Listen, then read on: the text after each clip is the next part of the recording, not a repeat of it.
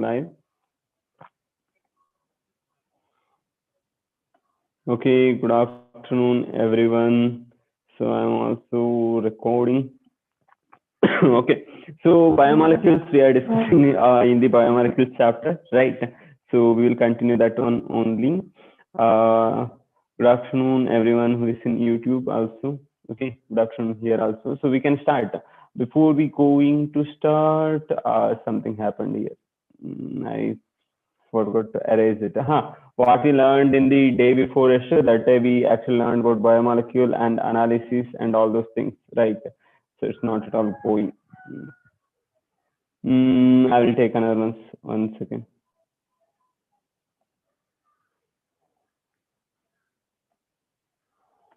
Oh.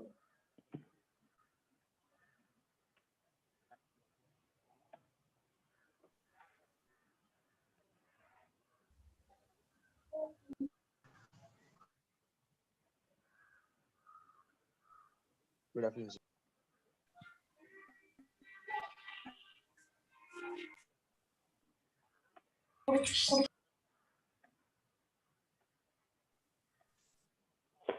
Okay. So I thought of telling something, but I forgot what it is. I have to mute everyone, right? I'm muting everyone. So, okay, chat box is ready. Yep, I muted. Okay, so what we said in the last class. Hello, Sanika. Good afternoon, Ashwin. Okay, so in last class, we actually discussing about the proteins, right? So proteins are a polymer of amino acids. Then we went for the different configuration of the proteins, right? One is the primary structure, secondary structure, tertiary structure, and last one is the quaternary structure, right? Quaternary structure. I'm just writing 1 above 0, that literally means primary and secondary. Okay, so we will see what is primary structure. Primary structure is like a simple linear structure, we can say, right? Linear structure, that means one amino acids, a peptide bond, another amino acids, a peptide bond, another amino acids, a peptide bond, right? Like this. So any way, right? Any way it can form a simple linear kind of the polymerization happening. Good afternoon, Gopika. But sometimes what happens, due to its long size, it can turn into some other shape, right? So it can turn something like this: amino acids, here in another amino acid, amino acid. So again, it can form something like this. So in this form, what happens exactly? In this form, what happens? In between these, it's a single polypeptide. Remember, single polypeptide chain. So in between, it can form a hydrogen bond, right? It can form a hydrogen bond. So we call it as the beta sheet, right? And sometimes other things also may happen. What is that? Amino acids can swirl around like this, right? So you can twist in a direction, right? You can twist in a direction. So we can call it as the alpha helix. Okay. So in textbook, they given us a statement, if you watch it properly. Right, Shrant. What they mentioned, how the alpha helix will be, how the helix will be arranged, in what manner alpha helix will be arranged. So I'm just asking if anyone read the textbook. They given a statement how the alpha helix is arranged, or in which direction they are arranged. Can anybody tell me how it will be? If you read the textbook, you can answer. Exactly. Good afternoon. Good afternoon. No issue. Yep. One second, guys. Where is this YouTube?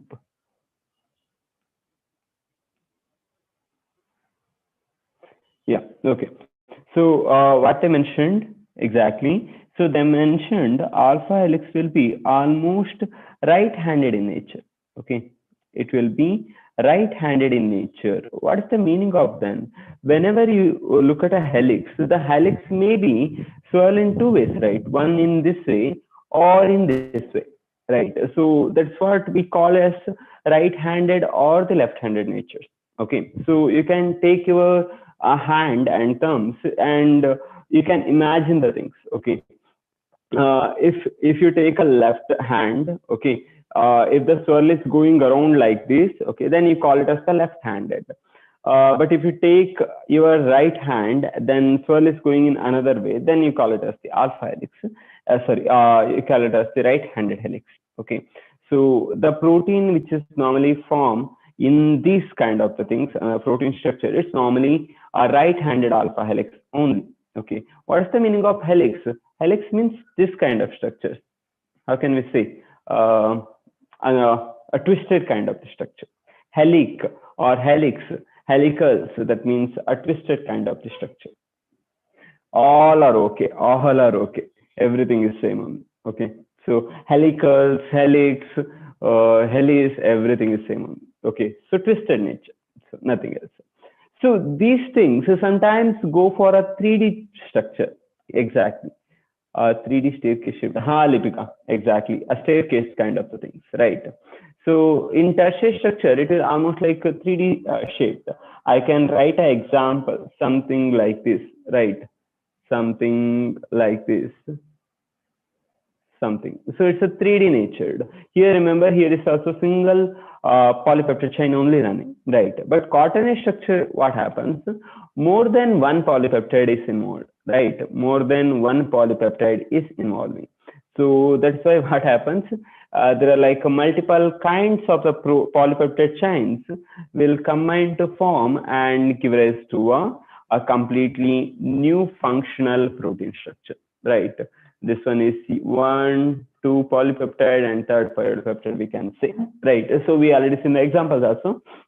Apart from this, we are also seen about the degeneration of the proteins, right? What happens? The bonding in the proteins will be broken down either because of the temperature or due to the high alkali level or high acidic level, right? No. I told you, right? Tertiary is also single polypeptide only. Tertiary also single polypeptide only. The quaternary only multiple polypeptide. It's a 3D, okay, 3-dimensional. Okay, 3-dimensional. Primary, secondary, and tertiary are all single polypeptide only. Okay, only quaternary is more than one polypeptide. Easy. Okay. So we also see that degeneration, how it will happen, and how the disulfide bond will form and it will be removed. Take an example of our hairs, right? So these are the things we studied in the last class. So we will move on today. Okay. Before that, we discuss some questions. The first question is, okay, tertiary structure of the protein does not contain. Okay, they are asking the tertiary structure of protein is there, right? Which don't contain what? Okay. Disulfide bond, van der Waals bond, hydrogen bond, salt linkage. Okay.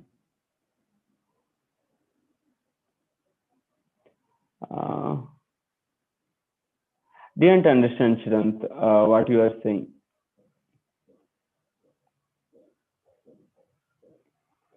Alpha helix means a single line. Take a rope and make it twisted. That's alpha helix. Okay. And take another rope and put it in a sheet-like manner. Okay. That's a beta sheet. Okay. Take that this one only, rope only, make a knot. Okay. Knot will be 3-dimensional, right? So it's a 3D structure. Take two ropes. Okay. Take 2, 3 or more ropes and make a structure. Then it's a quaternary. Okay. And a simple rope, a rope is lying down there, right? That will be the primary. Simple, right? Yeah. Okay, you guys still have 20 seconds of time. We'll see.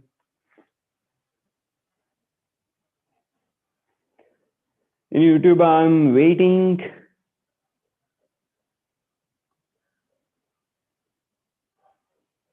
Okay.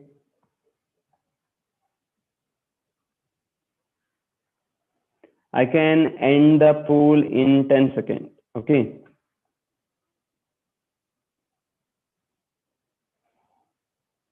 Okay, I'm ending the poll then, and I'm sharing the results.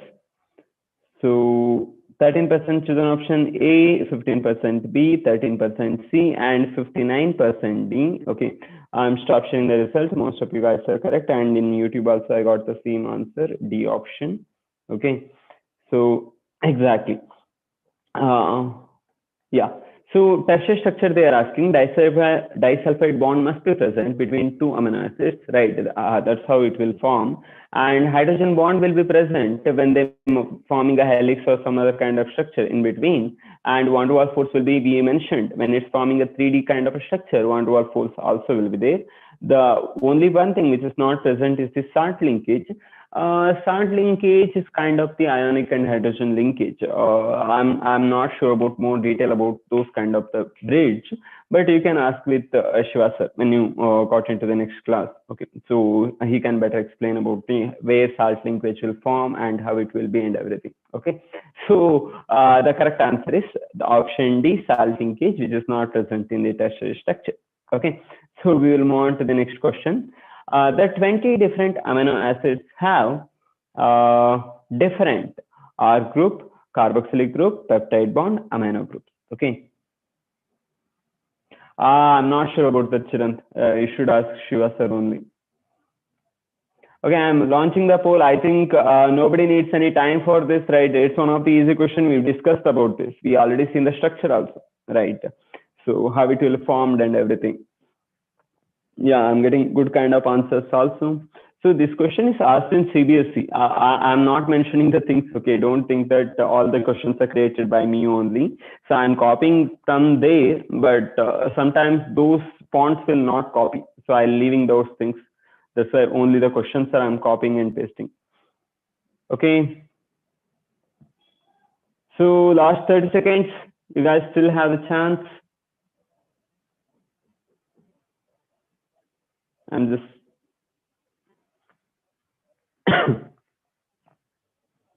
Asha, think one more time. Anand, you also. Okay, I'm ending the poll in 10 seconds. Kriti, think one more time.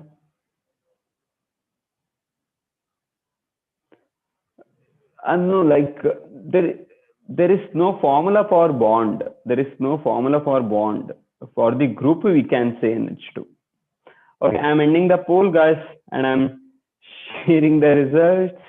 Okay, 64% chosen option A, 14% B, 13% D, and 10% C. Sorry, 13% C and 10% D. And in YouTube, everyone given option A. Okay, we'll see which is the correct. I'm not sure about it, Shrant. Okay. So what we'll see, they are asking about 20 different amino acids have different. Okay. So what is different in amino acids then? There will be a central carbon that's not different. Okay. There will be a carboxylic group. Okay. That's also a common thing. So you can remove this one. Carboxylic group is same only. And there will be a amine group. Okay. So you can remove this one also. Okay.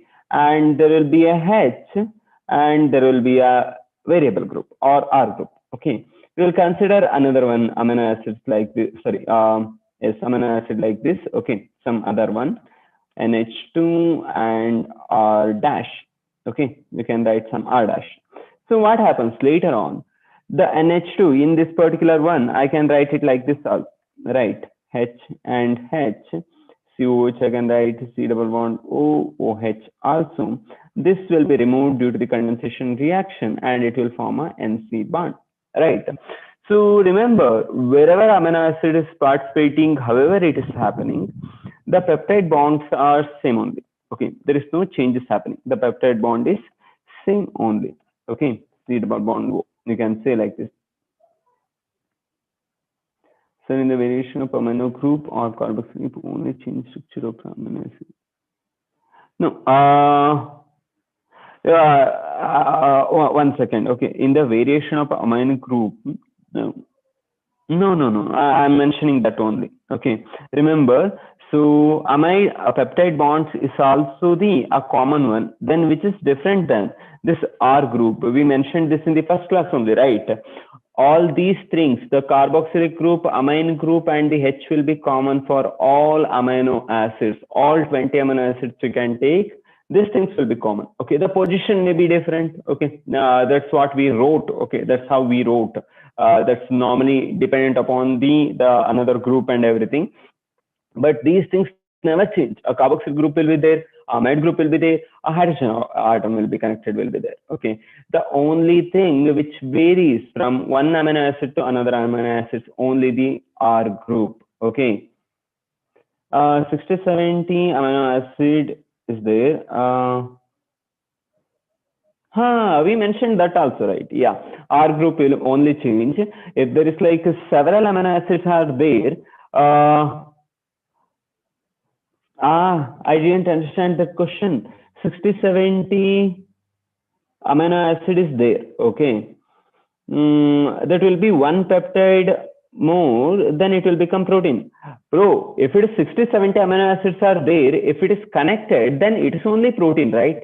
It's only protein. You can call it as the polypeptide also, or you can call it as the, I'm writing here, look, protein also. Okay, I told you, right, don't go for discriminating the difference between polypeptide and protein, because that's not for your syllabus. And don't go for what is the number and everything. Just consider the amino acid chains will be a polypeptide, or you can call it as the protein. Okay, so simple, a simple term. Okay, so if it's two, is there the dipeptide, three tripeptide, right? We'll come back to the question. Remember, the 20 or more amino acids may be there. Okay, so the only change is the R group. All the other things will be similar in all of them. Okay, so we will move on then. Right. So next we come to the polysaccharides. Okay, I just want to make certain changes here. Okay, so what I wrote a general formula for the polysaccharide is not accurate or universal as it seems. Okay, so I'm writing the new general formula. So who wrote the old general formula for the complex carbohydrate? Please erase that one, or mark that one wrong and write down the new one. So it will be C6H10O5N. Okay, so this is the general formula for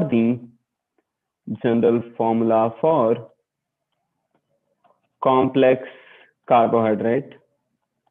In that only polysaccharides will come. Okay, so what is polysaccharides then? Polysaccharides are the long chain carbohydrate, right? Long chain sugar molecule, or long chain carbohydrate molecule, or saccharide molecule. You can call it as you want. Okay, saccharide molecule. Okay, so look, the chemistry, physics and biology, everywhere the words what we use, everything will become different. Okay, N stands for number of monomer. Exactly, N stands for number of monomer.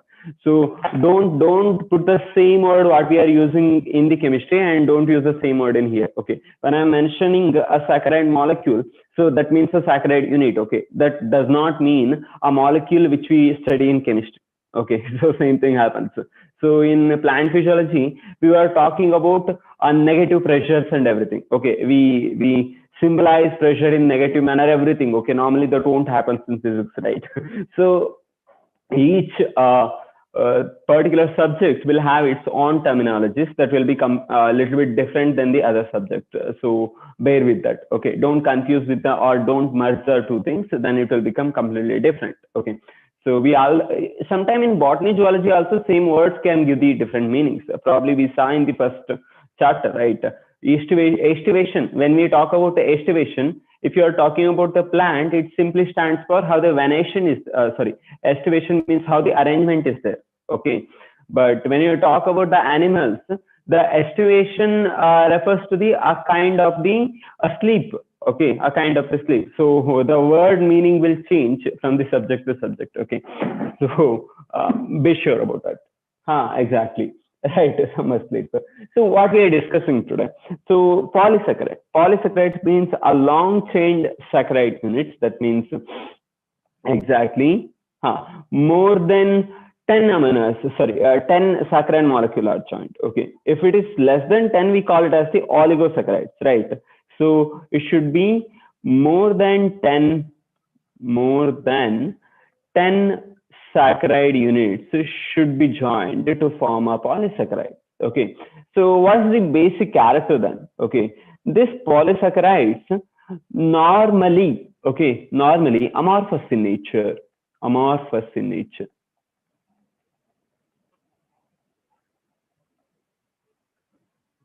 More than or equals to.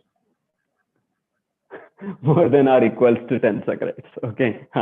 So this will be amorphous in nature. Amorphous means, I think you know, right? No need to explain what is crystalline, what is amorphous, all those things.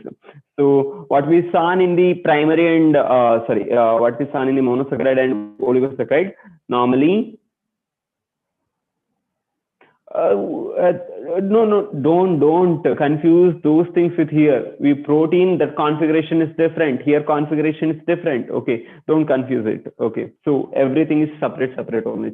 Okay, so in mono and oligosaccharide, we normally seen it will be crystalline in nature. We take an example of the sugar, right? The sugar normally crystalline in nature and all the things. Has anybody seen the starch? Have anybody seen the starch? So starch where it's normally available. Some people will use it to thicken some dishes, right? So thicken certain dishes and everything. Or probably you've seen this one, right? Atta, right? Regular atta powder will be there, right? Those will be how it will be. Is it crystalline? No, right? It's not a crystalline. It's amorphous in nature, right? Whatever atta you take maida or you take some other attas, right? Everything will be amorphous in nature, okay, because it contains the polysaccharide, not the mono or disaccharides. Okay, next, exactly in potato, especially in the potato, starch will be present in potato. And what's another thing?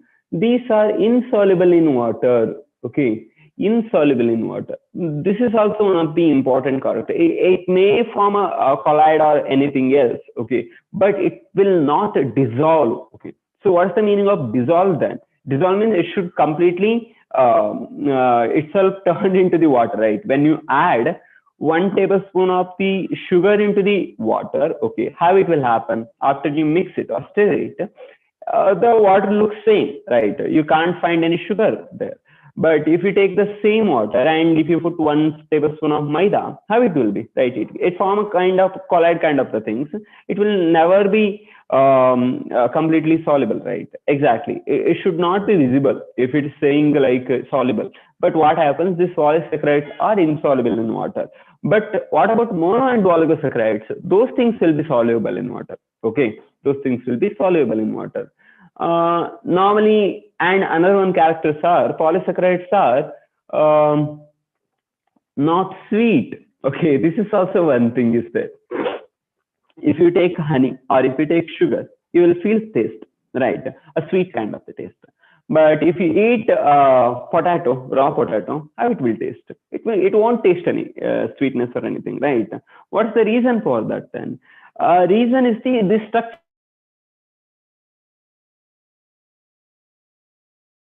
our birds to give that to attach to a receptor and give the sweet taste. Okay, because of its size, a bigger size, it can't give the sweet nature. Okay.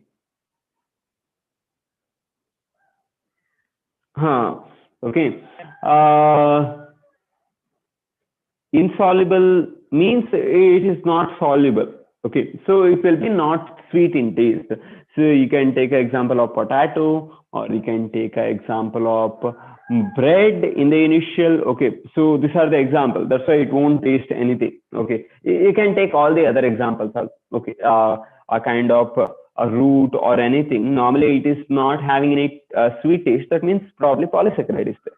Okay, so then how the polysaccharides will form? So we saw this already, but one more time I'm going through this. Okay, so how it will be formed? When two monosaccharide units come together, okay, what happens? The banana also contain polysaccharide, but it have the monosaccharides also give the taste. Here apple is also there, right? So, atta is some of us only. Maida, if you take exactly. Sorry. I forgot that also. Okay. These things are do not have this one. Okay, reducing property. What we seen in the mono and disaccharides, what we saw, we call it as the reducing sugar. Okay, these are non-reducing. Exactly. Sweet potato is also polysaccharide. I will come to that. Okay, how it will become sweet and everything. Almost in biomolecules, same thing happened. Most of the time, condensation reaction only going on. Okay, so remember, I will tell you guys why some of these things will taste sweet even though they have the starch and everything. I will come to that. Okay, wait. So how the bond is happening? If the two monosaccharide units come together and they will go for a condensation reaction with glycosidic linkage. Okay, by the removal of the water, and it will form the disaccharide. If the same procedure continues, okay, it will become a long chain. Okay, it will become a long chain. It will form a long chain. Okay, so remember what's the difference than protein here is, okay, protein have the free groups which can form hydrogen bond, or it can form the another kind of bond wall force, disulfide bond, and all those things. But our saccharides don't have anything. Okay, can't form any those kind of the bonds because most of the sites are already filled. Okay, so if you take any carbon, the carbon is already filled with the four valencies already filled. Okay, same thing happens with all the other also. That's why we can't see any secondary, tertiary, or quaternary different kind of the structure. Okay, we only see a branched nature or unbranched nature. Branched nature means what? So it will form a complex polysaccharide, something like this. Okay, something like this. A complete branching will be there. Okay, or it's a linear fashion. Okay, we will see both of the kind also in the next one. Okay, so only glycosidic bond, exactly. Only that's a good thing. Only glycosidic bond. There is no other bond. There is no other kind of structure. Nothing. Okay, simple. Okay, polysaccharide. There is no complex thing. Complex structures are there. Okay, so but based on the components, we actually made it into two types. Okay, so one is the homopolysaccharide. Another one is the heteropolysaccharide. Okay, probably you guys already guessed it. So what is homopolysaccharide? Homopolysaccharide means having single type of component. Okay, single type of component, exactly. Okay, same kind of component. Okay, single type or same kind of the component, we can also call it in this way. Okay, so same, exactly. So same monomer repetition. Okay, if I take an example of, if it is some this one homopolysaccharide, it will be something like glucose, glucose, and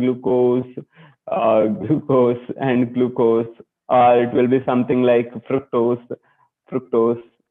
Okay, so there are different names we actually given also. I'm not going to mention those things. Okay, so that's not there. That's why. Okay, so based on that, we normally call it as a homopolysaccharide. Homopolysaccharide means what? It is having a single type of the monomer unit. Okay, a single type of the monomer unit without any differentiation or without any different kinds of the things. Okay, so what are the examples then? So we can go for the starch. Okay, as you can see, a potato starch is there. Okay, we can go for that. We can go for a glycogen molecule. Okay, as you can see, you can zoom it also.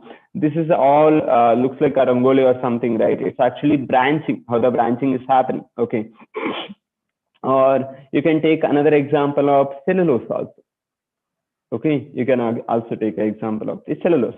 Okay, all of the things are made up of the single monomer unit and all those things. So that's why we normally restricted to that. Okay, but there are some other polysaccharides out there. These are called heteropolysaccharide. Okay, why it's called heteropolysaccharide? Because these are made up of the condensation of more than. I will tell you what is inside. Okay, more than one type of saccharide. Okay, saccharide unit. So it's used how many types? It may be using like glucose fructose in it, or it can be used glucose maltose in it. Okay, that kind of thing may be happening. Okay, so what are the examples then? Okay, the examples maybe agar agar. Probably you already seen, right? From which plant we normally extract agar? Okay, from which plant we extract agar? Anybody or nobody? Exactly. Geladium, no, no, not Salvinia. Geladium or Gracilaria, right? Geladium or Gracilaria we normally extract. Exactly. So agar is the one example, and chitin is the another example. Where you can find the chitin? Where you can find the chitin? Chitin molecule, chitin, fungi, and arthropods. Exactly. That's what this insect is doing. Okay. So a chitin is also a kind of the heteropolysaccharide, and we can also write the peptidoglycan. Okay, peptidoglycan. So you know about this, right? Where you can find the peptidoglycan? Exactly, in bacteria. Okay, so these are the some of the heteropolysaccharide. That means their unit contain more than different kind of the thing, right? Exactly. And the examples will be agar, chitin, and peptidoglycans. Okay, so this is a broad kind of the division of the polysaccharide. Okay, so only thing you have to remember about what is homo and what is heteropolysaccharide, and what are the examples. Only these three examples are important. Nothing is important here. Okay, so only confined to this. That's enough. Okay. So diagramic representation is given in the textbook. I'm just mentioning it one more time. Okay. Yes, monomer means saccharide only. Okay. What is besides potato? That is the only starch. Starch they made a powder and they put it in a bowl. Okay. So they are showing how the starch will be. If you come when you come back to the school, we have a test to run. Okay. To know how the what kind of the reagents we have to use to tell a particular thing have a starch or not. Everything. Okay. You will see that iodine test we normally call. Okay, we will see that.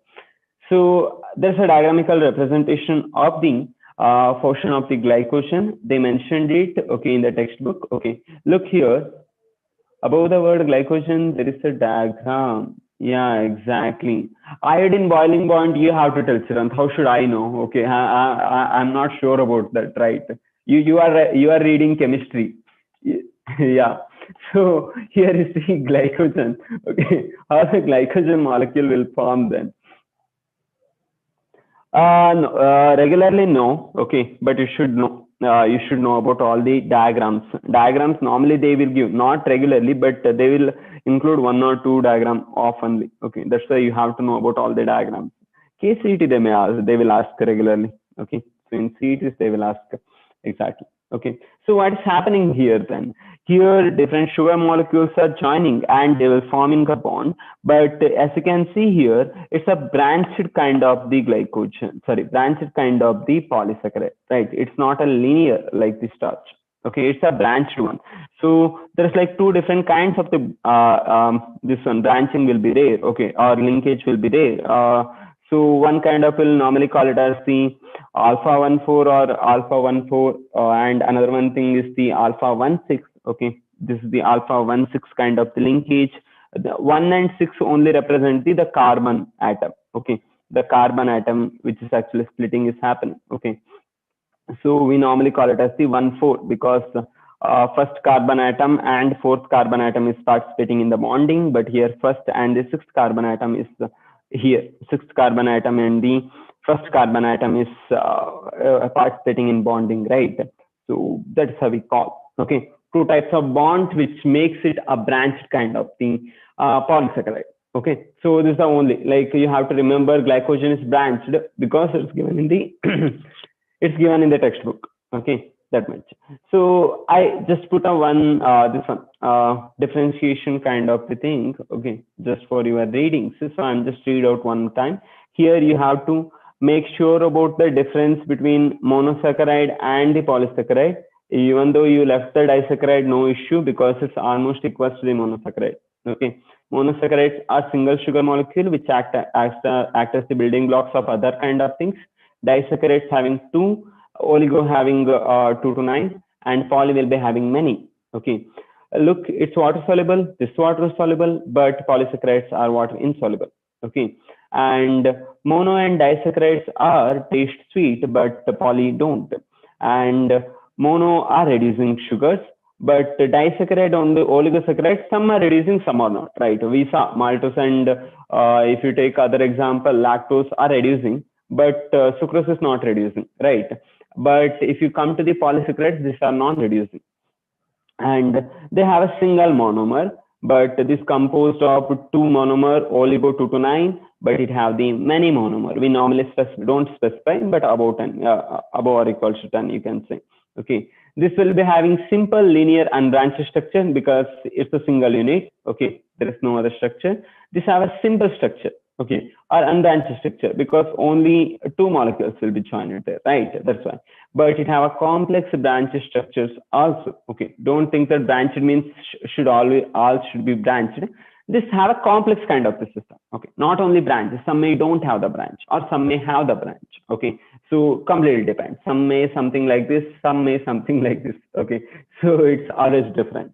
So this is one of the important table for you guys to make differentiation. Okay, then we come to one question. Okay, so exactly a sweet potato which having the starch, a potato is having a starch. Okay, and a jowar is having a starch and maize is having a starch, but when we are eating it still feels sweet. Okay, what's the reason for that? Okay, why?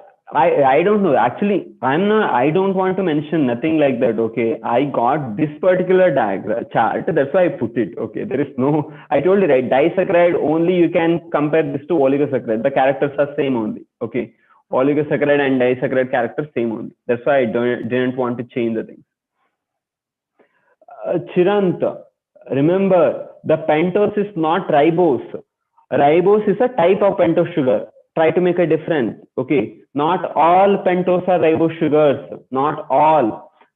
A pentose sugar means what? A sugar which have the 5 carbon. Okay, in that one we call it as the ribose. Okay, the etymology will take to some other long ribose came from the arabinose came from the gums. Okay, sweet kind of the gums which is available in the Arabia. Okay, this etymology is long, that's why I told leave it. Okay, that day only.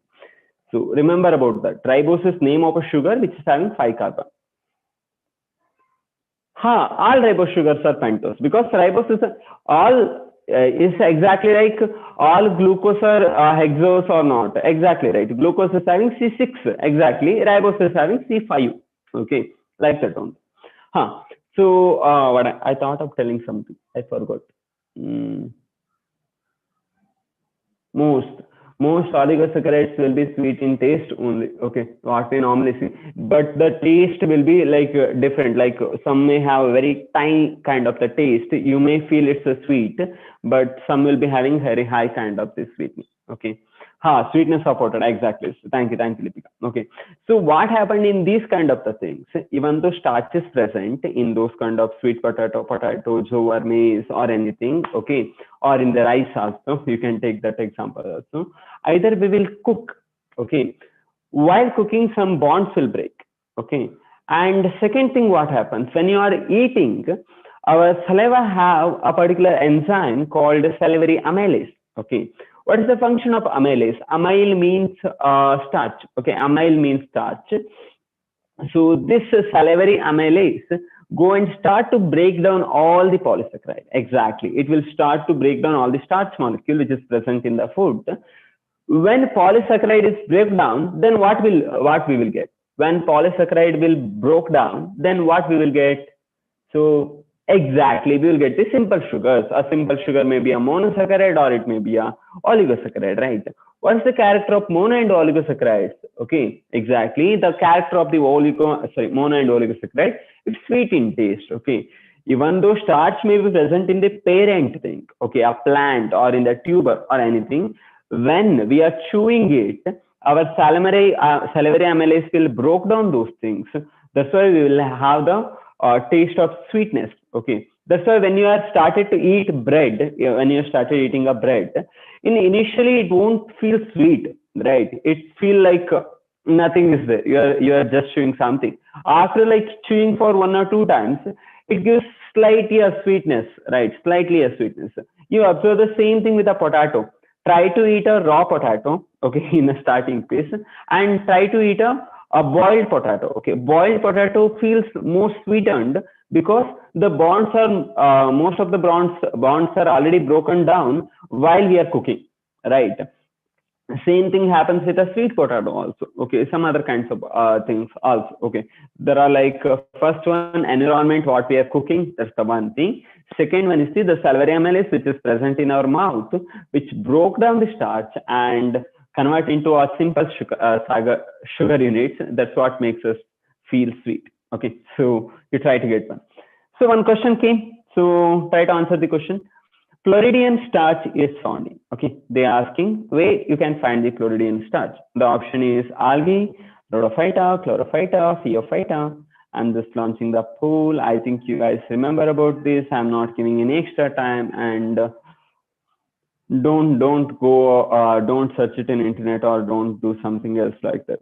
Okay, I just want to see how many people remember this thing.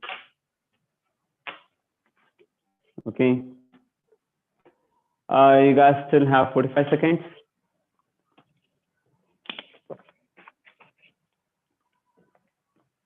Hi, Akil. So I'm just waiting in the YouTube also.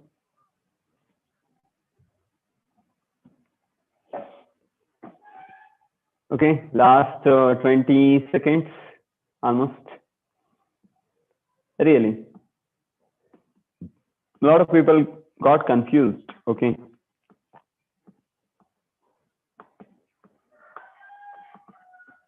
last 10 seconds.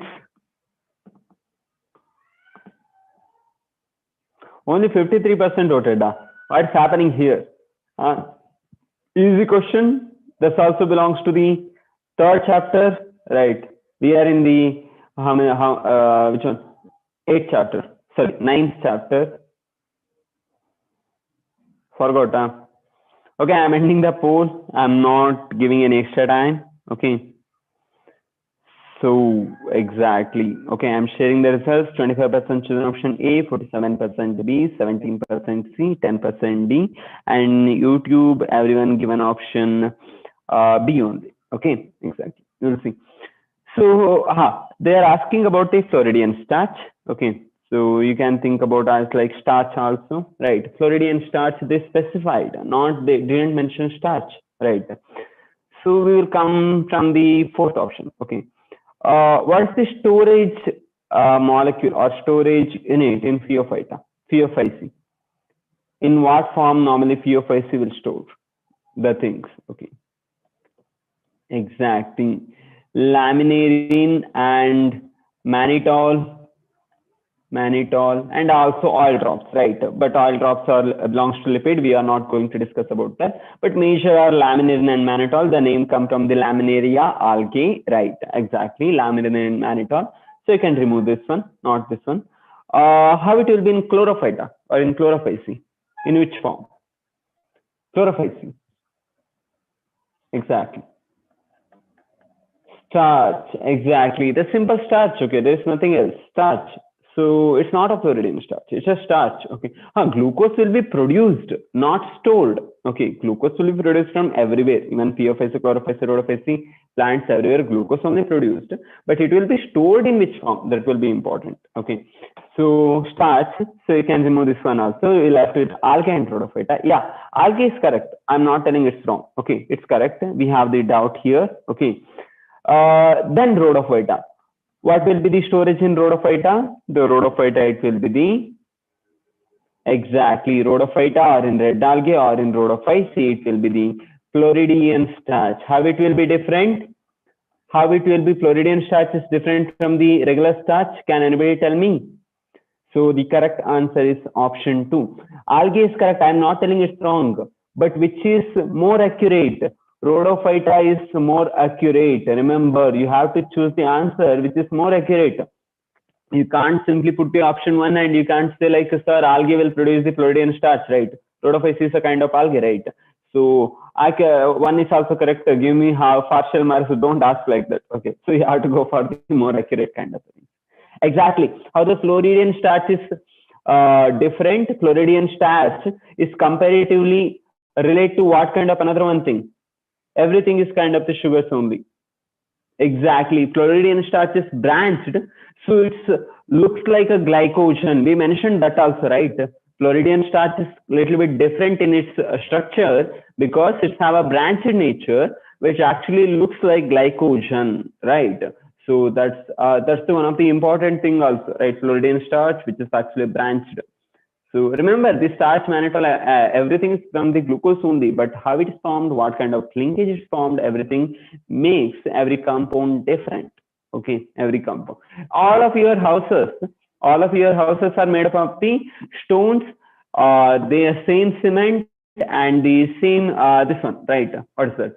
Mm, another one thing I forgot for building bricks, same kind of the bricks, same kind of the cement, and same kind of the silica and everything, right? The same kind of the iron, everything. But your houses are different, right?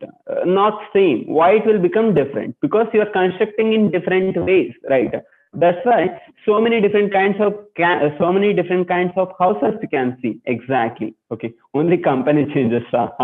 Probably even though company is same, also the house will become different, right? Paintings that all become different. Exactly same thing is happening here. Even though the base molecule may be same. Okay. The base molecule may be a glucose only, or it may be a fructose only. Okay. But how it is arranged, okay, what kind of branching is there, okay, so all that matters, all those arrangement, exactly, Lipika, will make different complex molecules. Okay, the simple molecules are always same, but the complexity will become different. Okay, so that much related to the polysaccharides. So we will move on to the nucleic acids then. Okay, so what are nucleic acids? Nucleic acids are heteropolymer of nucleotide. Why we call it as a heteropolymer then? You could have called like it's a polymer of the nucleotide or something like that, right? But we are mentioning a word, heteropolymer. What may be the reason? Can anybody tell me what may be the reason for mentioning it as the heteropolymer, not the homopolymer? Exactly. So different nucleotide, exactly. It is not made up of the single nucleotide. There are like four different nucleotides are there, right? So five different nucleotides are there, and they arrange in a different manner. So it may be like deoxyriboadenosine, deoxyriboguanosine, deoxyribothymidine, or deoxyribocytidine, right? So that's why bondings also there, but the nucleotides are different. That's the important thing. Okay, nucleotides are different. Are one second are different. Okay, are different. So there are like five different kinds of nucleotides are there. Okay, so how the bondings and happening and all the things we already mentioned one time also. There will be a sugar. Okay, I'm writing it one more time. So nucleic acid. Okay, so we will come to the nucleic acid for the first. Later we can discuss about the other things also, right? So nucleic acid, or you can also call it as the polymer or polynucleotide or polymer of the nucleotide. Okay, so these are made up of the combining of the nucleotides. So it can be divided into two different types. So one is the DNA, another one is the RNA. Okay, depending upon the change in the sugar. Okay, how it will happen in DNA then?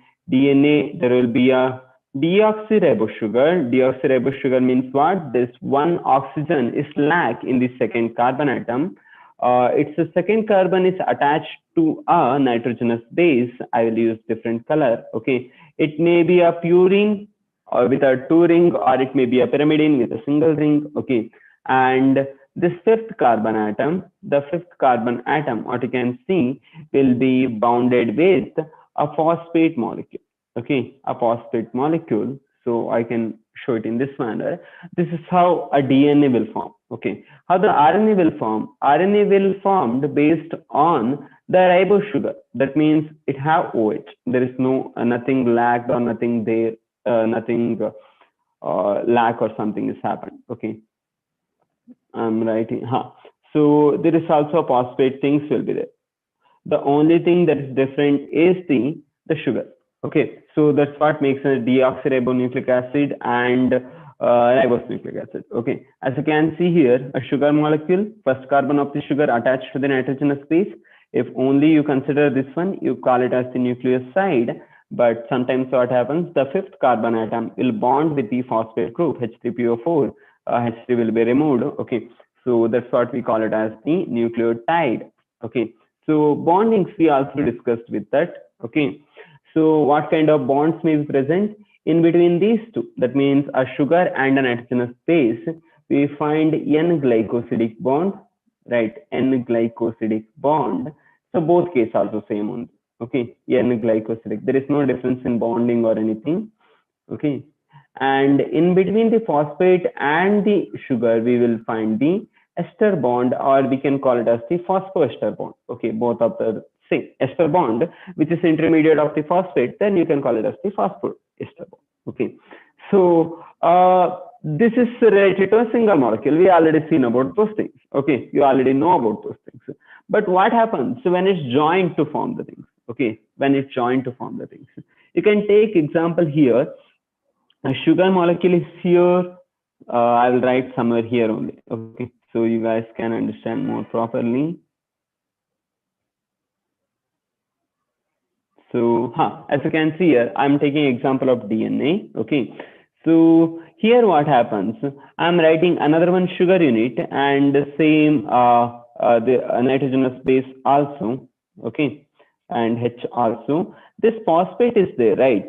Phosphate is H3PO4. That means already P is bonded with one molecule, but it also have another molecule. Okay, HO will be there. So its thing will be removed. Okay, it's also condensation reaction will happen, and it can form a direct bond with which carbon? It forms a bond with the 1, 2, and third carbon of this end, above end, and which carbon here? You can say it as the fifth carbon, right? Fifth carbon. So fifth and third carbon. I'm just showing in the same this another one picture. Okay, observe clearly. I'll tell you, Mohan, 1 second. Okay, I will tell you how it's different and how the difference will be there. Okay, check. We start with this one. Okay, we'll start with this one. So what is happening here? The ribose molecule is there. Okay, it's bonded with a nitrogenous base. We know about this. Here it's formed with the phosphate. Okay, phosphate with which one? Fifth carbon. Okay, but same thing is also present below side. Okay, same thing also present below side. Both these carbons are jointed by another ester bond which is present in here. Okay, this also form which bond? Ester bond. Okay, so where you can find the ester bonds then? Okay, so you can find two ester bonds. One in here, ester bond, which is happening between a third carbon. 3 prime means a third carbon of the sugar, third prime of the sugar with the phosphate group, right? A phosphate group. And there is another one ester bond. You can see here, right? Another ester bond. This is also ester bond only. So where it's happening then? This bond is happening between a fifth carbon of the sugar, of the second sugar. Okay, second sugar. This is the first sugar with the phosphate group. Okay, so where is the phosphate group then? Phosphate group is present in between, right? Phosphate group is present in between. Remember, here is one ester bond, here is one ester bond, and they are intermediated by a phosphate. So how can we call it? By combining both of these things, I can call this one as the phosphodiester bond. Exactly, phosphodiester bond. So what is the meaning of that? There are two bonds are present, two ester bonds are present, which is intermediated with a phosphate. So I call it as the phosphodiester bond. So that's the important thing you have to remember. Okay, here if they ask about a single nucleotide, and if they ask about the bond which is present between fifth carbon and the phosphate, you have to simply answer ester bond. Okay, not the phosphodiester bond. A single bond is here, right? In between two nucleotides, then you have to go for the phosphodiester bond. Understood? Any doubt regarding phosphodiester and diester bond?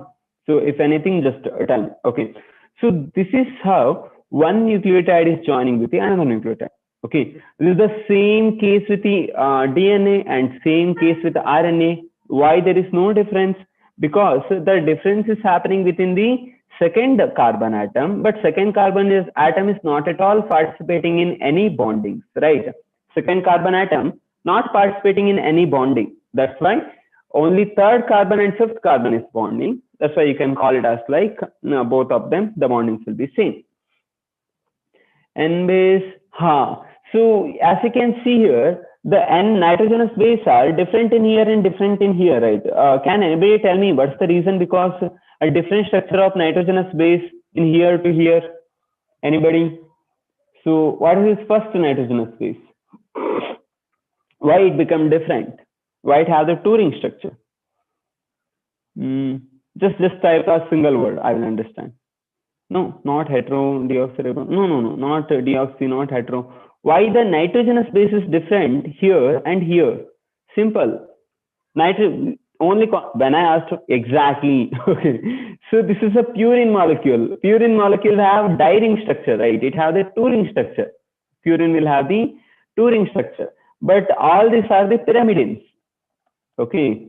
All these are pyrimidines which have a single ring structure. Okay, that's why this looks different. Okay, purines have the two-ring structure and pyrimidines have the single ring structure. That's why they simply took an example that looks like that. Okay, the polymerization in the nucleic acid is always same in the DNA and RNA. Okay, probably when we are discussing about, when you guys are discussing about DNA, you heard about 5' end, right? 5' end and 3' end, or 5 end, 5 dash or 3 dash. Okay, so what is the reason of that? If you take the same DNA molecule, you can see here fifth carbon atom, which is jointed with the phosphate group, is free, right? This end is free end. I can simply call it as the free end. Okay, this free end with which carbon atom? With the fifth carbon atom. That's why we call it as the 5' or P dash, 5 dash. Okay, if you go for the other one, so there you can see a third carbon atom which is free, right? A third carbon atom which is free, that means having this one. This is another free end. Okay, OH group is the another free end. So I call it as the 3 dash or the 3'. Okay, so whenever you see a DNA, how the DNA structure will be? Okay, I will write something like this. Okay, so if this one is the 5 dash, okay, if this one is the 5', and if you go together like this, okay, this will be the which one? 3' or 5'? This end, this particular end, 5' or 3' or 5 dash or 3 dash. Exactly, it should be 3. Okay, but in DNA it will be oppositely arranged. That means another will be the 5 and another will be the 3. Okay, remember, whenever you take a particular kind of the DNA or RNA molecule, one end should be 5 end or 5 dash. Okay, and another end should be 3 end or 3 dash. Okay, so these things may look very simple and negligible. Okay, but this do matters. Okay, when you go for the second year, it will become very important. Simple.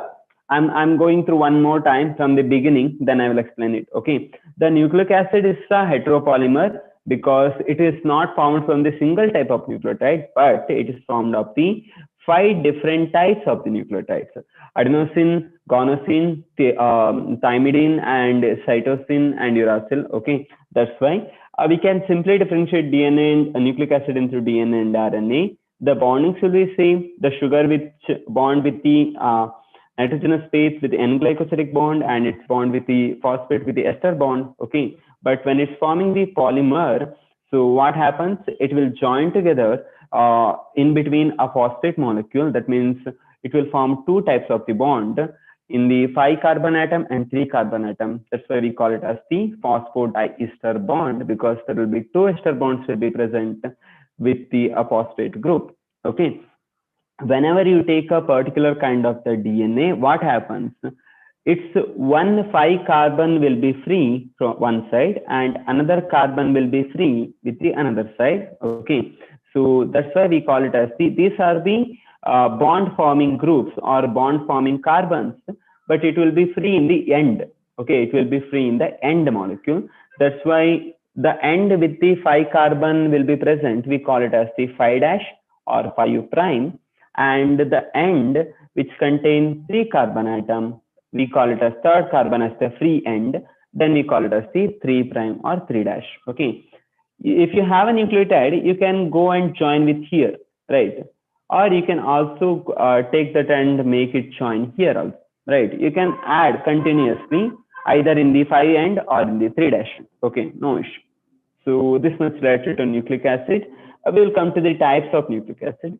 The difference we already seen. One is the DNA and another one is the RNA. DNA means deoxyribonucleic acid. I am not writing the structure one more time because I already wrote the this structure 2 times, right? So you wrote it down. Okay. It's connected here, right? Phosphate groups also connected here. This, but this phosphate group can form the bond, right? This phosphate group can form a bond with another carbon of the 3' end, right? Another nucleotide molecule. Then we can't consider the phosphate. We never give the number to the this particular phosphate. We say it belongs to the 5th carbon, right? So we call it as the 5, like that. Okay. So, deoxyribonucleic acid, and this one is the ribonucleic acid because it do not have the other kind of the thing. Okay. So if you consider these two things, what are the other difference then? DNA normally present, okay, in the double stranded nature. DS, remember, DS means double stranded nature. What's the reason for that? Because the purines will have the affinity towards the pyrimidines, so they normally form the bond. Okay, so if I write one something like this is one of the DNA strand. If you take another DNA strand, they have the high affinity. Okay, they will form bond in between. That's why they will form the double stranded nature. But RNA normally present in a single stranded nature. Okay, normally single stranded only. They won't form any double strand complete. Normally it is present in single stranded nature. Okay, so what's the other difference then? DNA we can say as the genetic material. Okay, this will be the genetic material in most of the organisms. That means except virus. Okay, except virus. But if you take the RNA, it may be genetic material in virus. Okay, genetic material. Wait, in virus, it can also present as non-genetic. Okay, it can also present as non-genetic. We will see how it will be different. Okay, so they gave the two different kind of structure, right? This is the DNA structure, that means double stranded, and here is the RNA structure, single stranded. They also shown a ribozyme, that means a kind of the enzyme, this one RNA enzyme. Okay, it's attached to here. So ignore this red part, only look at this particular main one. Okay, that's the RNA. Okay, so these are the major difference or the similarities we can see. Okay, so and another one thing we forgot. Sorry, what are the bases present here? It will be ATGC, right? ATGC will be present, but here if you take, it will be AUGC. That means uracil replace thymidine here. Okay, thymidine here. So uracil will replace the thymidine. So here it will be ATGC and here will be the AUGC. Okay, how the bondings will form between these things? If you see, A always bonds with the simple. I will write down in both of the things. Some things will be common, right? The common thing is bondings of the nitrogenous bases. I will write down bond in nitrogenous base. So it's simple. Okay, but it is important. Remember. So always purine will form bond between a pyrimidine. Okay, purine always form a bond with a pyrimidine. Okay, how, which we are formed with which one then? That's specified. Okay, so if we take any adenine, okay, the adenine will always form bond with the thymidine. Okay, it always form bond with the thymidine and it will always form the two bonds. Okay, it's a double bond. Okay. Okay, it's a double bond, a hydrogen bond. Which kind of bond? It's a hydrogen bond. Okay, two hydrogen bond it will form. Don't think with a single molecule will form the hydrogen bond. It's a larger molecule, right? In different portions it will form two hydrogen bonds. Adenine will always form with a thymidine. But what about RNA? RNA don't contain that one, right? In RNA, what happens? It will be little bit different. Adenine will form a bond with the uracil. Okay, simple, right? Bond with the uracil. Then what about another one? Which we will take. What about guanosine? Okay, guanosine will always form bond with cytidine.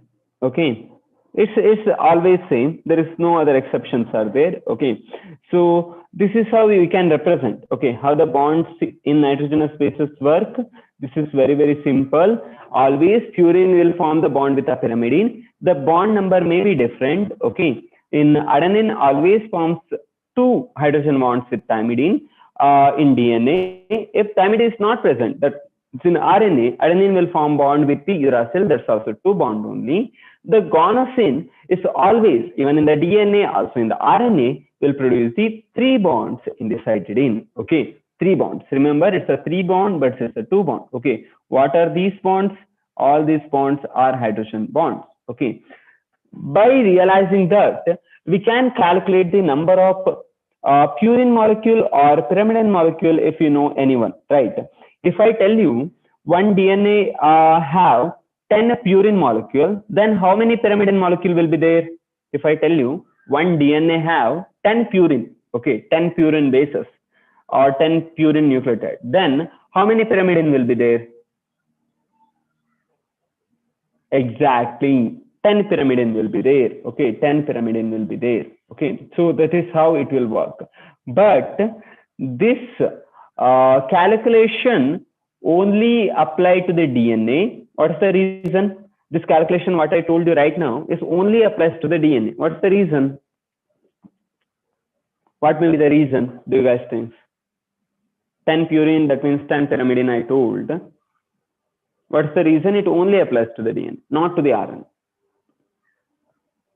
Exactly, because DNA is double bonded, right? So here is one purine present. That means here should be a pyrimidine. Here is a purine, then it should be a pyrimidine, right? A purine, then it should be pyrimidine, right? But this is not same in the RNA. RNA may be something like that. It all may be purines only, right? All may be purines only. So that's why this particular calculation won't match to the RNA. It only matches to the DNA. Okay. But the bondings, if there is any bond in the RNA, then it will happen always like this. Purine always pairs with a pyrimidine. Adenosine always pairs with thymidine.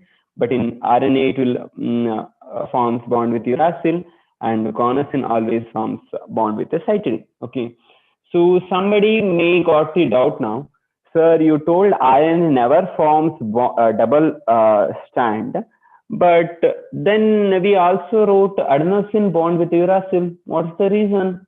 Because this RNA never forms double bond. Okay, that's 100% sure.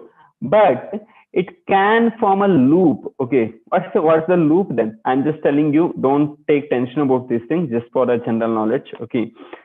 It won't form a double strand, but it can form structure something like this. Okay, so what is happening here then? All these are free. Okay, all these are free, adenosine, guanosine, everything. But here only it will form a bond, right? What happened here? It's a single stranded only, but bonding is present only at a particular site, right? Particular site. Then how it is looking, it's look like a loop, right? A kind of a loop, something. That's why we call it as the loop. So RNA will never form the double strand normally, okay, except in a very few virus or somewhere, but it can normally form the loop. Okay, so remember about it. We can move on. Any doubts, guys, regarding the DNA or RNA? Probably you may have a lot of doubts. We are not going in depth because you will see that in the 12th class. We are only like giving to the basic level. Any? Okay, I'll move on. So here is the structure of DNA, first structure. Okay, So here you can see clearly. So how it will be arranged here? Sugar is their base. Okay, the sugar is attached to a phosphate and it's one side attached to a base. Okay, base means nitrogenous base only. Okay, then the sugar molecule will attach to one together, right? One together, and it's forming something like this, right? So when it's attached to two strands are joined together, it will forming a double stranded or DS kind of this nature. Okay, what is uracil replaces thymidine? So in DNA, only thymine is present. Okay, thymine or thymidine will be present. But when you go to the RNA, then there is no thymidine will be there. Uracil will be present. That's why I told the replaces thymidine. Okay, this one yeah, thymidine will replace the uracil because RNA don't contain the thymidine. Okay, as you can see here, the structure one is attached to this and it's form a twisted nature. Okay, how it will form the twisted nature? What's the importance of this? Yeah, because of different kind of purine and pyrimidine, it's going for a kind of the twisted natures. Okay, so this is known as the double helix model of the DNA. Okay, so double stranded helical model of the DNA, which is given by the Watson and Crick. Okay, what is helix? Twisted nature, same as in the DNA, but it's a double helix. Okay, there is a single helix, right? Single, it's joined like this, but it is two kinds of things joined like this. It's a double helix. Okay, so it is given by the Watson and Crick. Okay, so what's the importance of this? This is having almost the size, or this side will be the 20 Armstrong. Okay, that means width will be 20 Armstrong. Each base space will be separated by a size of 3.4 Armstrong. Okay, 3.4 Armstrong, it is separated, each bases. Okay, for every 10 bases, it will take a 360-degree turn. 360-degree turn every 10 bases. Okay, 10 base, it will take a 360-degree turn. That means how much? For 10 base, that means 1 base to 1 base is 3.4 Armstrong. That means 34 Armstrong. You can also write 3.4 nanometer, no issue. Okay, 34 Armstrong. It will take a complete rotation or 360-degree rotation. Okay, as you can observe here, so this yellow colored nature, what they are showing, okay, a yellow nature is they are showing, right? A rope kind of things. That is the base. That is the sugar and phosphate base. What you are watching inside helical or those aromatic ring kind of structure and everything, that is the nitrogenous bases arrangement. In between hydrogen bonds are there, it's not represented. Okay, that is 3.4 only. Okay, 3.4, not a 2.4. Okay, it's always 3.4 only. Okay, so this is the DNA in the living system, what we normally seen. Okay, so which is actually given by the Watson and Crick. Okay, so double helix model. So it's called as the double helix model. Double helix model. So which is given by who? I told you, right? Double helix between the Watson and Crick. Hydrogen bond, I told you, right? All these things, bondings between a purine to pyrimidine. I told you like 2 bonds, 3 bonds, everything, right? All these things are hydrogen bonds only. All these things are hydrogen bonds only. Okay, so hydrogen bonds only present while joining two strands. Okay, while joining two strands, not with another thing. Okay, here you can see 3. One is the 5' end joined with the another 3' end. Okay, that means it's both the strands are not actually going in a similar direction. It's actually joined ulta. Okay. No, Lipika. So what they say, they stole from the Rosalind Franklin's data is misconception. Okay, what happened? Rosalind Franklin is the one. She first did the X-ray diffraction on the DNA and got to know that the DNA strands may look like this. Okay, looks like this. X-ray diffraction showed something like this.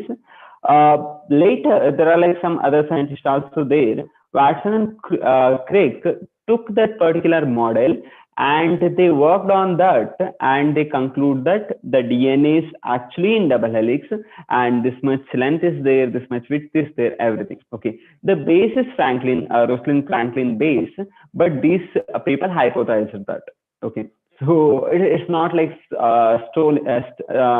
stolen something. Okay, it's actually referring, okay, from where they took the base and everything. Okay, that normally happens whenever I'm writing on a DNA. I will write I did this kind of the things based on the this particular structure, right? Watson and Crick.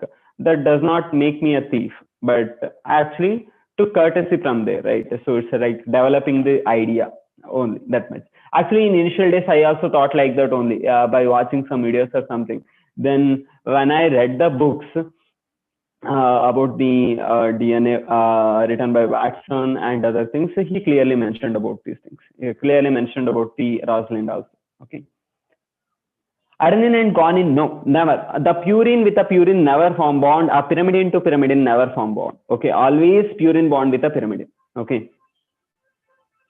No, you can't see Akshay, because these are molecules, right? So that's why you can't see DNA and RNA in a microscope. But in a collective manner, you can see white color threads. Okay, so white color are coagulated threads. So what we do experiments in the 12th class. Okay, we will extract the DNA. Okay, we'll extract the RNA also. We may, but not in your lab conditions. RNA needs a very cold temperature. Okay, but the issue is like you can't see it in a microscope. So that's the one thing. It's too tiny. It's too tiny. Armstrongs. We are talking about Armstrongs, right? That's why you can't see.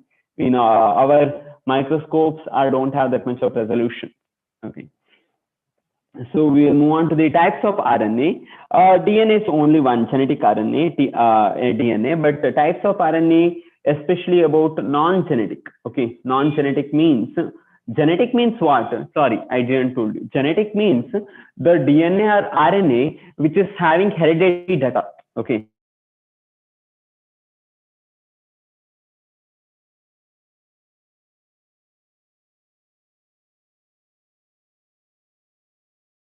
Genetic. Okay.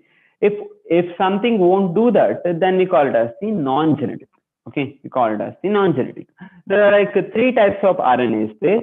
One is the messenger RNA, one is the rRNA, and another one is the, I will write, mRNA or messenger RNA, and the second one is the rRNA or ribosomal RNA, and the third one is the tRNA or transfer RNA. Okay, how it will be different and what's its function and everything. Okay, the messenger RNA is the one. The important function of messenger RNA is simple: transfer of message, transfer of message from nucleus to cytoplasm. So where it's created, the DNA, you can think about like a king. Okay, DNA will create, DNA will have the all the information. DNA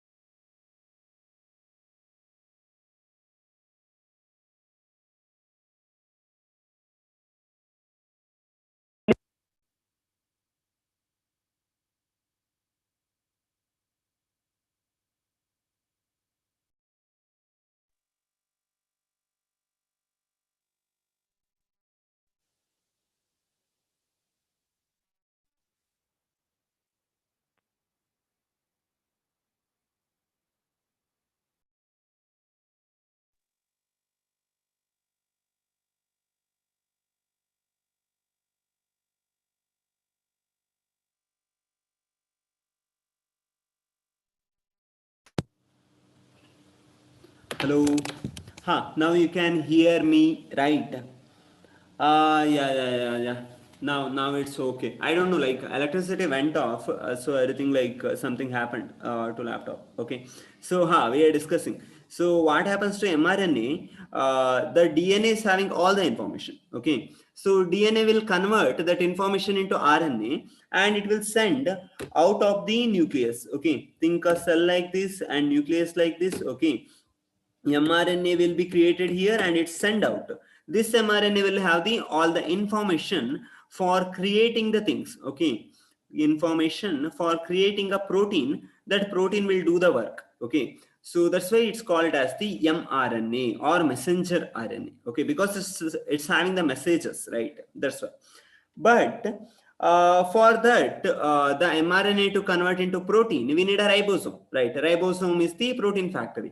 That ribosome also have the RNA. Okay, the RNA which is present in a ribosome, we call it as the rRNA. Okay, ribosomal RNA. Okay, ribosomal RNA which is present in a ribosome. Okay, this ribosomal RNA is the most abundant RNA in cell. Okay, most abundant RNA. That much, that much of ribosomes will be present. That much of these things also present. Okay, most abundant RNA in cell. Third one is the tRNA. tRNA function is what? tRNA function is transfer amino acid to form protein. Okay, we simply stated like ribosome is the protein factories, right? So ribosome, what it will do, it will read the messenger RNA, okay, and it will arrange the amino acids, but it can't search amino acid throughout the cell. There should be a servant to bring the amino acids, right? Who will bring the amino acid to the ribosomes?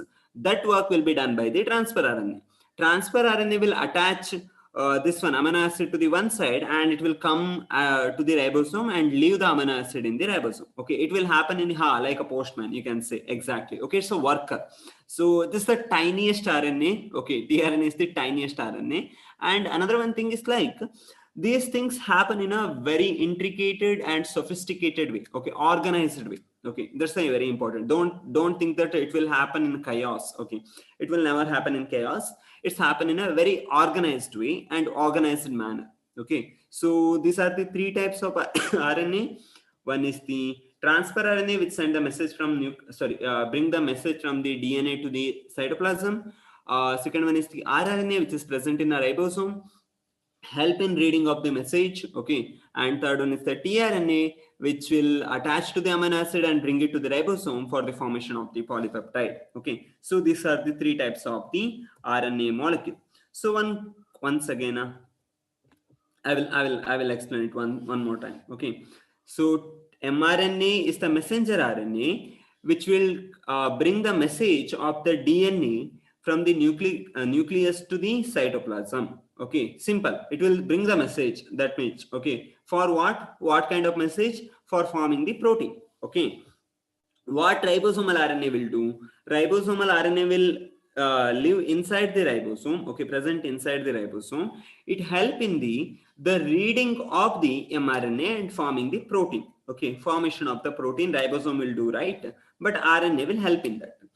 There is a third RNA, that's tRNA. What it will do?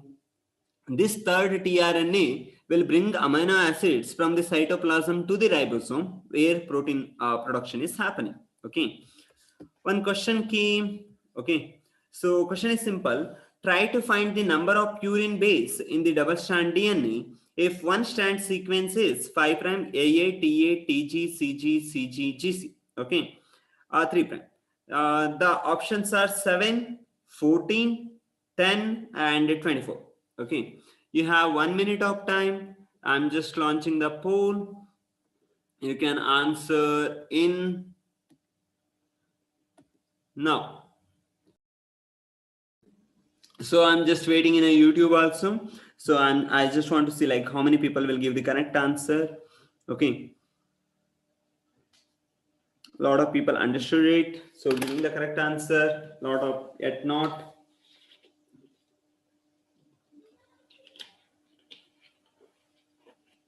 Think. You have to think about the things. What they asked and what are those?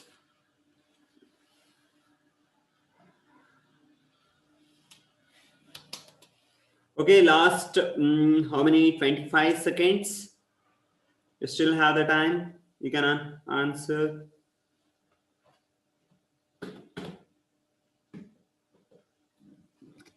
In YouTube, after this 1 second. I only got one answer. Okay, I'm ending the poll, guys. There is no purines and pyrimidines in the sequence. So we represent in that manner. A means adenine, T means thymidine, G means guanosine, C means cytidine. All those are pyrimidine and purine bases only. I'm ending the poll. I'm sharing the results. 27% chosen option A, 38% B, 23% C, 13% D, and in YouTube, everyone chosen option 2. Okay, some of you may be still answering. tRNA transfer amino acids from cytoplasm to the ribosome, where actually polypeptide joining is happening. Amino acids will be present in cytoplasm. Okay. So what is the question? They are asking about to find the number of purine base. What are purines? Purines will be, what are the purine bases? Can anybody tell me? Just write the initial only. Okay. No need to write another things. Purines. Exactly. Adenine and guanosine. Okay, simply I can put A and G. Exactly. In the double stranded DNA, they are asking about double stranded DNA. If one strand sequence is like this, okay, so I will write like this. Okay, A T A T G C G C G G C. Okay, this is the one strand sequence, 5' to the 3'. What will be the another strand sequence? Exactly opposite, because adenine always form bond with the, yes, okay, this is also T, and this is A, this is T, A T A T, this is T, right? This is A C G C G C C and G. Okay, the number of bonds we will take care of later. Okay, so 3 bonds, 2 bonds, that's there. Okay, exactly. So here we have to count the number of purines, right? Number of purines, we know A and G is the number of purines. Here 1, 2, 3, 4, 5, 6, 7, 8, 9, 10. Anything else? Anything else? Sorry, I made a mistake. Okay, not these things, right? Sorry.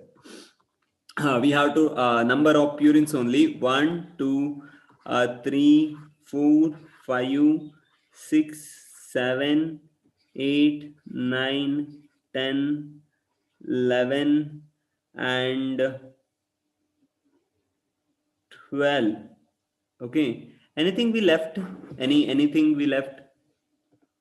1, 2, 3, 4, 5, 6, 7.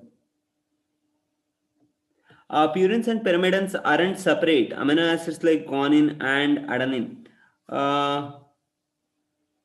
Means, I didn't understand your question. Purines and pyrimidines aren't separate.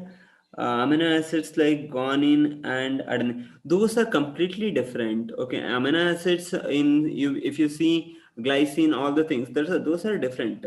Here purine and pyrimidine is not separated, you are saying, right? No, there is no need to be separated. Even though it is present in nucleotide also, we will consider in that way only. Okay, so we will count one more time if you left anything. Okay, adenine 1, adenine 2, 3 and 4 and 5 and 6, 7, 8, 9, 10, 11, 12. Okay, 12 is present, correct or not? But there is no option. Anybody tell me any more things? Is it 12 only correct, or any other answers are correct? Or any explanation? I don't know, like how it will become 24. Exactly. We are not at all taking care of the bonds. They are asking about the base, not about the bonds. Okay, they are asking about the base. So none of the options are correct, right? All the options are wrong.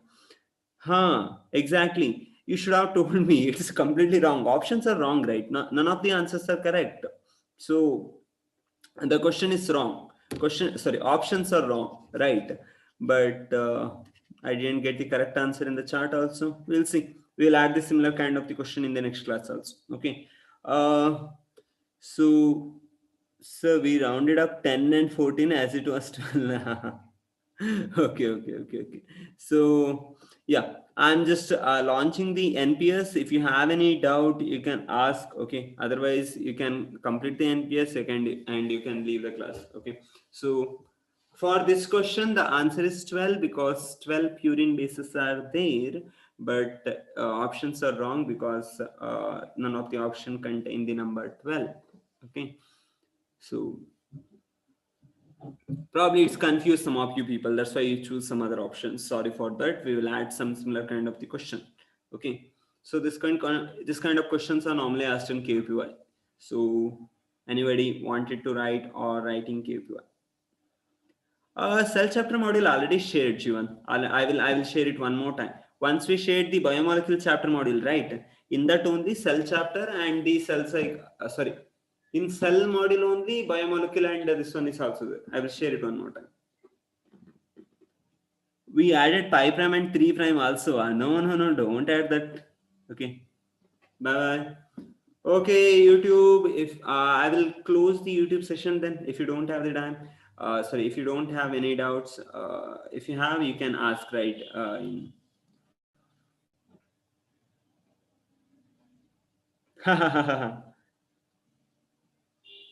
There's a habit of writing. Okay, so writing as like double stranded DNA, it's a habit. If they can give they can change the answer something like single stranded DNA also, right? Even though it's not present in nature, they can ask something like some single stranded DNA. Then the calculation will be different, right? That's why.